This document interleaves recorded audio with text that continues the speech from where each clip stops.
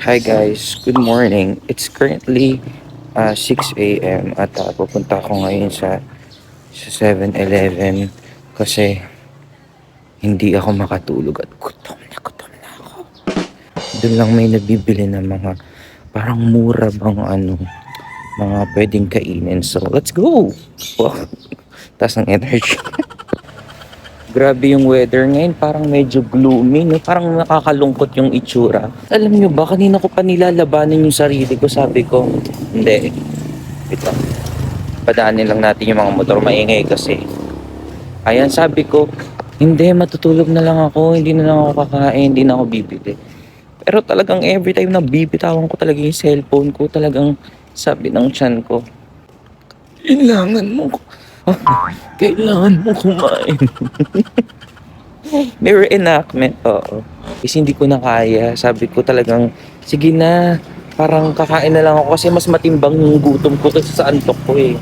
Kaya, ito tayo ngayon at 6 a.m. naglalakad sa daan para bumili ng lasagna from 7-Eleven. And wag nyo nang anuhin guys, pansinin kung ganito ako mag-vlog kasi wala pa naman masyadong tao pero alam nyo na inyong lingkod bago pa lang nagvo-vlog ulit sa mga kadaanang ganito. Kagaya nito, na-overthink ko na yan. Ba't kaya siya bumubusina? Wala namang tao. Baka mamaya sinasaway niya ako. Yung mga tao naman dito kumakatingin. Vlog po ito. Hindi po ako siraulo. Uso na po ito ngayon. Guys, tatawid na ako kaya kailangan ko mag-video. Diba? Nagvi-video habang tumatawid. Vlogger! Papasok na tayo sa 7-Eleven.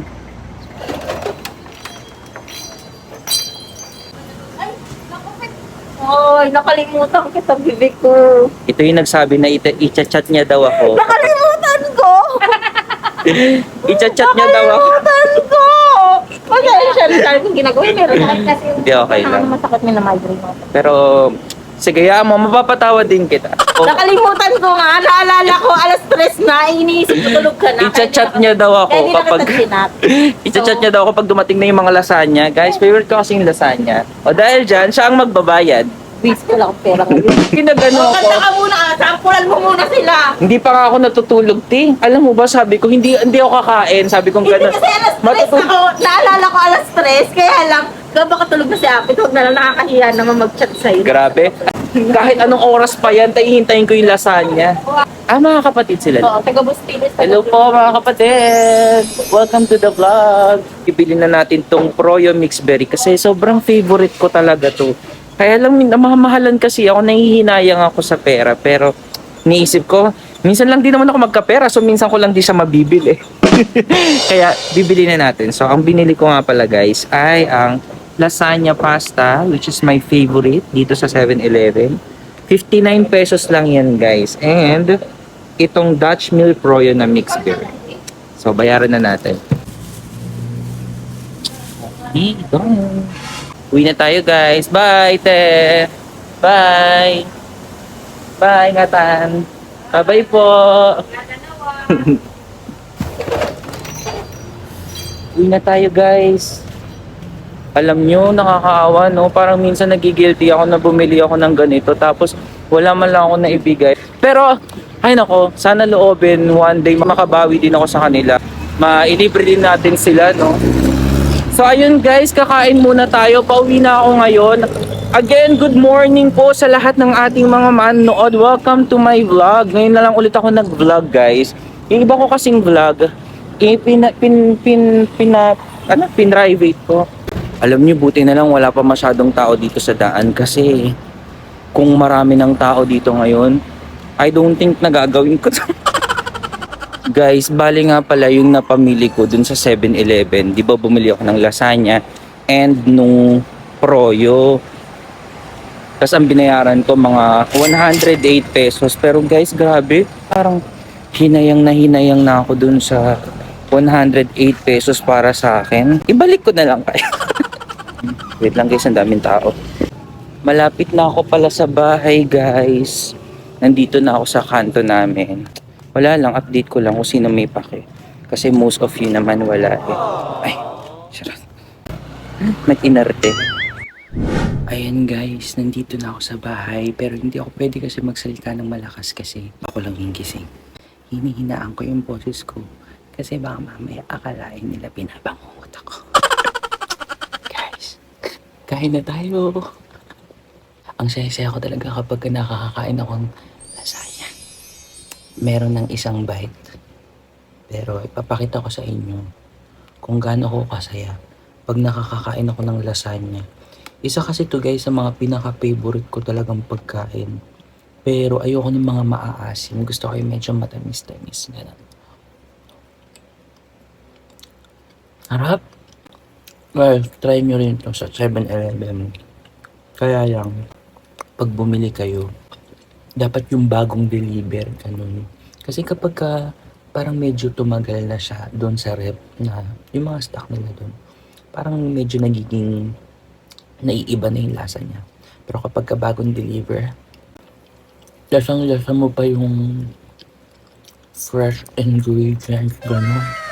Ang daming alam. Paano mo naman nalaman na fresh yun? Kain tayo. Itong garlic bread. Panalo guys. Ang sarap talaga. Ang sarap. Kung di ako nagkakamali, baguette ang tawag dito. Tapos lalagyan nila ng butter, obviously garlic, and some parsley. Tama ba? Parsley ba tawag dito? Dito, ayun. Yung green. Ang gusto ko talaga sa tinapay guys, yung medyo may tigas. Alam ba makagaya nito? Gustong gusto ko yung gantong part. Kahit dun sa dun sa mga loaf na bread. Alam yung mga tasty bread ba, ganun. Gustong gusto ko yung puwet. I mean, puwet ng bread. By the way, I ended up buying Poroyo mixed berry guys. Hindi ko pa natitikman yung strawberry. Kasi parang hindi ko pa feel. Pero lagi kong binibili talaga guys yung blueberry flavor nitong Poroyo. Pero kasi na-realize ko why not? Hindi, isang beses pala na bumili ako doon, walang blueberry, wala na ring strawberry. So ang meron na lang sila ay yung mixed berry. Kaya lang medyo mas mahal kasi ito noon. Ewan ko nga kung bakit kaparehas na lang siya ng price ngayon ng blueberry and strawberry. 49 pesos na lang siya. Pero before kasi guys, 59 pesos to. Tatandaan ko, medyo hesitant akong bumili nito kasi nga mas mahal siya. Pero ngayon, for some reason, ewan ko, naging 49 na lang din siya. Which is good kasi nagustuhan ko siya. Ang sarap. Kung di ako nagkakamali, para siyang yogurt drink. Ganun. And ewan ko lang kung may mabibili nito sa ibang bansa. Comment nyo nga dyan guys kung meron nito sa bansa nyo. I'm not sure kung product to ng Pilipinas. This is super nice. Poroyo guys. Sarap. Sige guys, kakain na muna ako. Sabi ko kasi mamaya ako na kayo i-update. Pero kasi parang nafe-feel kong dumaldal. So, ito na talaga. Kakain na muna talaga ako. Tapos after nito matutulog ako. Tapos mamaya, magkita-kita tayo ulit. Hey guys! Kagigising ko lang guys, kamote. Pero it's almost 6 p.m. Sorry nung medyo na late na ako ng gising. Kasi naman late na tayo natulog. Alam nyo naman, alas 6 na ako kumain. And syempre, hindi naman ako pwedeng matulog agad kapag kakain ko. Medyo nagpalipas pa rin ako ng oras bago matulog. Siyempre, baka mamaya bangungutin tayo, di ba? Baka mamaya huling lasagna na natin yun. Ngayon, ang gagawin ko naman ay mag-workout ako ngayon. Actually, magti-treadmill lang naman ako. Yun lang yung ginagawa ko sa ngayon. Tulungan nyo naman ako, guys. Ano naman itong... Oreo! Shh! Oreo! Ginagawa mo? Itong aso na to. Ayun guys, wala akong ka-idea kung paano mag-lose ng weight or paano mag-workout ng maayos. So, kung meron kayong mga idea, Putik, kinabahan ako. Akala ko may kumakatok. Nagkakamot lang pala tong aso na to. Kinabahan ako. Ayun kung... hindi na natuloy-tuloy yung sinasabi ko. Hindi ko pa alam kung paano mag-workout properly. Hopefully, mabawasan ako ng timbang sa pagde-treadmill ko. Ito nga pala yung treadmill. Ayan.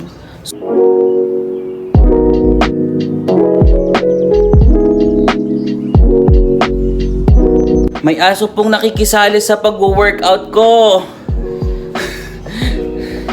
Oreo, gusto mo din mag-workout? Sinasamahan po ako ni Oreo dito na mag-workout. Ayan. So, balik na ulit tayo ulit. Oreo! Mag-workout ka din? Ha? Mag-workout ka din? Ha? Workout yarn? Ha? Ang Oreo namin, sobrang cute naman ng bata na yan. O sige na, mag-treadmill ka na. Go!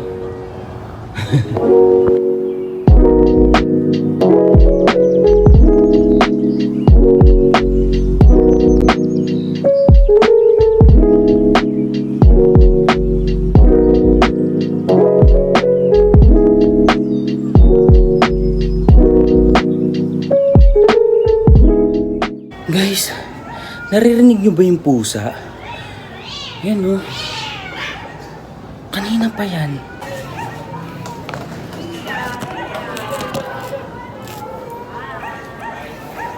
Hindi ko makita. Nandito yung banda sa may bubungan eh. Hindi ko lang makita. Ang ingay nun kanina pa. Iyak ng iyak. Kawawa naman, baka may kaaway. Or baka nagugutom. Iyak ng iyak pero hindi ko kasi siya makita. Ayun Meow! Meow! Kausapin natin baka maintindihan tayo. Shucks guys. Yung kapitbahay namin nakatingin sa akin nung nagngiyaw ako. Baka sabihin na sisiraan ako ng ulo. Ayun tinitingnan tayo ng kapitbahay namin. Kakahiya. Parang ayoko na tuloy bumalik sa terrace. Pinagpapawisan na ako, guys. Nahihilo na din ako. Ay, grabe. Pero, kailangan ko talagang gawin to. Kailangan kong sanayin yung sarili ko na ginagawa to. Ay, kailangan ko lang masanay masaktan. Kasi total yun naman laging ginagawa sa akin ng mga tao eh. Pahinga lang tayo ng konti, guys. Para hindi tayo mahilo. Tapos, tuloy na uli natin yung ating treadmill. Okay. Magbubunga din to. Matatapos din. Charot, hindi yan matatapos. Tuloy-tuloy dapat. Medyo pinapawisan na ako. Yan. Sana tumagaktak pa ang aking pawis. Ginagawa ko rin to, guys. Kasi meron akong problem sa pagtulog ko. Lahat na yata ng sleeping issues meron ako, lahat yung bangungot, sleeping paralysis, mahirap makatulog, mahirap magising, lahat-lahat na. And napapansin ko, kapag ka nag-workout ako sa hapon, pagdating ng gabi or mga midnight, medyo inaantok ako. Although, mga 4 hours, 3 hours lang yung nagiging tulog ko. But still, kahit papaano, nangyayari na yung makatulog ako ng nighttime, which is very important na makatulog talaga ng nighttime. Kaysa naman yung kagaya nung nangyari sa ating kanina, na 6:00 na, gising pa ako, kumain pa ako, tapos anong oras na ako nakatulog? Siguro mga 10 a.m. na ako nakatulog kanina. So, it's very unhealthy. Kaya late na rin ako nagising. Tuloy-tuloy lang natin. Kayo din guys, mag-workout na din kayo. For health purposes, lalo na sa panahon ngayon, kailangan talaga natin ng matinding immune system at ng matatag na resistensya. Ayun, at saka sa dami ng mga unhealthy foods ngayon. Dapat guys, tinutulungan din natin yung sarili natin para mapalakas yung katawan natin. Wow, akala mo naman kung sino naman, kakastart mo lang naman mag-workout kung makapag-speech ka. Kumuha lang ako ng tubig kasi sabi ko, parang medyo hihilo ako. Tapos naisip ko, hindi pa pala ako umiinom ng tubig, so dehydrated ako. So, kumuha muna ako ng tubig to hydrate. Alam niyo ba ibig sabihin ng dehydrated? Pag dehydrated kayo, kulang kayo ng tubig sa katawan. Kaya nga siya tinawag na dehydrated kasi hindi kayo hydrated. Diba? May natutunan kayo? Guys! Tapos na tayo mag-workout, naliligo na ako. And magpapa-fresh na tayo, mag-skincare na tayo. At we gotta take care of ourselves. Para naman ay pleasant tayo tignan kapag ka naman humaharap tayo sa mga tao, kapag ka kumakanta tayo. Diba? Hi guys! Fresh na ako. Wow naman, fresh yun. Mag-skincare muna ako guys and babalikan ko kayo after kung maglahid-lahid ng kung ano-ano sa pagmumukha ko, no? So, yeah. Lagi ko na lang kayong binabalikan, no? Hi guys! Sorry, di na ako nakapag-update kahapon. Pero guys, ito na yung kina-next day yan na. Hindi na ako nakapag-update sa inyo kahapon guys kasi may dumating kaming bisita. Pero ito na yung next day. Good morning. Guys, tingnan niyo yung kulay ng langit, oh. Ganda niya, no? Actually, mas maganda siya sa personal. Napahinto ako sa pag-workout ko kasi nagandahan ako sa kulay. So yun guys, nagwo-workout na uli ako. Balik tayo sa pag-workout dahil kailangan nating ituloy-tuloy yan. Sabi ko nga kanina pagkagising ko, parang tinatamad ako na mag-workout kasi ewan ko, for some reason antok na antok ako talaga ngayong araw na to. Sabi ko hindi ako pwedeng tamarin. Sabi ko sayang naman yung mga nasimulan ko. Awa tulong naman ng Diyos, parang kahit papaano naman, kahit konting-konti nakakakita rin naman ako ng difference dun sa ginagawa kong pag-workouts. Pasensya na hindi ako nakakapag-vlog ng madalas. Pero i-compile ko na lang yung mga pangyayari everyday tapos saka natin i-edit pagsasama-samahin ko para medyo mahaba-haba naman yung mapanood nyo. O diba?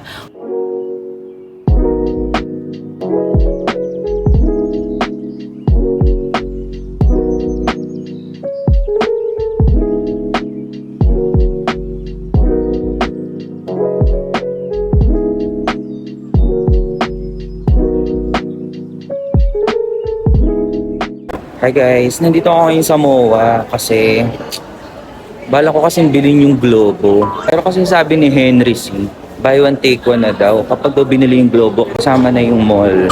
Sabi ko, sulit na rin naman, di ba? Sayang din yung offer. So, ginrab ko na yung opportunity. Nahanap ko lang ngayon si Henry C. Niyaya niya kasi ako magkape. Kape-kape daw kami dito sa Starbucks yata. So, hanapin ko lang siya guys. Healing. Actually, pati nga yung IKEA sana, bibilin ko na. Kaya lang, sabi naman ng may-ari, hayaan ko lang daw na mabawi muna nila yung puhunan bago ako pakinabangan. So, fair enough naman siguro, no?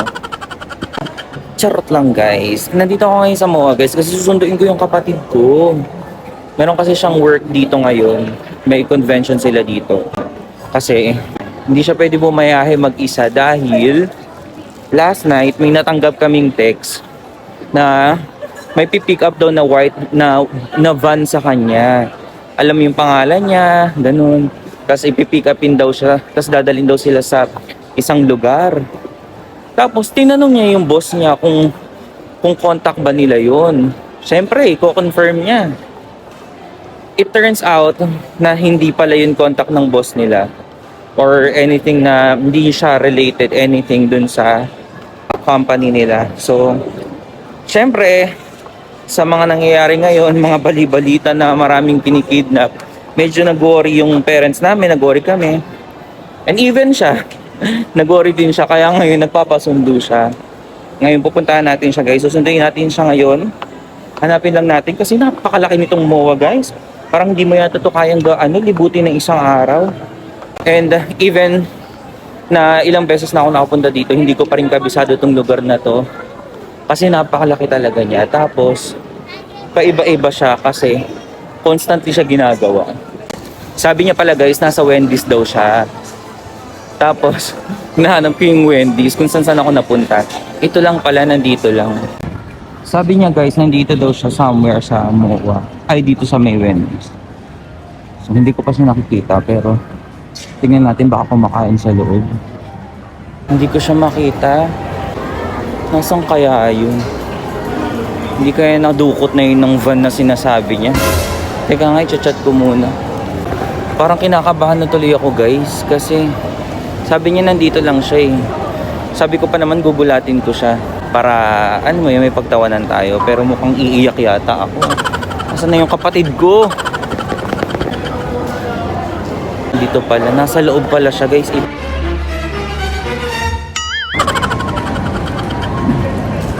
Nagulat pa rin natin siya. Hi. Kanina pa ako nandito, hinahanap kita eh. Ay, May pa iced tea. Sabi ko magkakape kami ni Henry C. Bakit naman tirang iced tea ang napunta sa akin?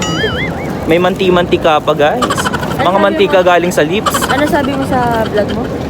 Sabi ko, kanina pa kita hinahanap. Baka nadukot ka na nung van na puti. Hindi na kasi ako kasya sa van, so sa next batch na lang. Next batch na lang siya ng mga kikidnapin guys. Naka-line up na. Ito na nga pala guys, ang itsura ngayon ng MOA. Medyo maliwaliwanag na siya. Mataas na naman ang bill ng MOA ngayon sa Meralco. Dahil magse-September na, papasok na ang bare months. Kaya maliwanag na naman ang buhay dito sa Mall of Asia. September na, uso na ulit ang bibingka, puto bumbong. Jose Marichan. Ano? Tsaka si Jose Marichan. Guys, pauwi na kami. Hindi kami nakita ngayon ni Henry C. Sabi niya kasi naasikaso niya daw yung mga papel na pang transfer ba sa pangalan ko nung itong MOA. Sabi ko, sige lang be. Formal committee. Parang masyadong formal yung be. Parang wala kayong pinagsamahan. Guys, hulaan nyo kung nasan kami. Ayan guys, yan ang globo ng MOA. Yan ang bibilin ko. Oo. Magpapaliga kasi ako sa barangay namin ng volleyball eh. Yan sana ang bola.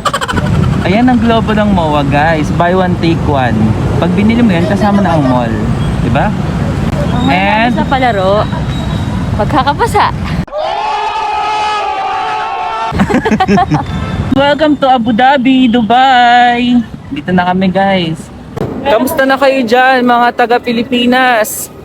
Miss ko na kayo. Nasa Dubai na nga pala kami guys. Ayan oh, katunayan, Dubai yan, di ba? So, from Pasay to Dubai. Ganun lang guys, isang ikot lang. Ngayon guys, ang gagawin namin, pipila kami dito sa sa van. Di ba? Pila kami. O, tapos uwi kami. Yun lang. Information overload guys. Sakit sa ulo. Papunta na kami ngayon guys doon sa pila na yun, oh.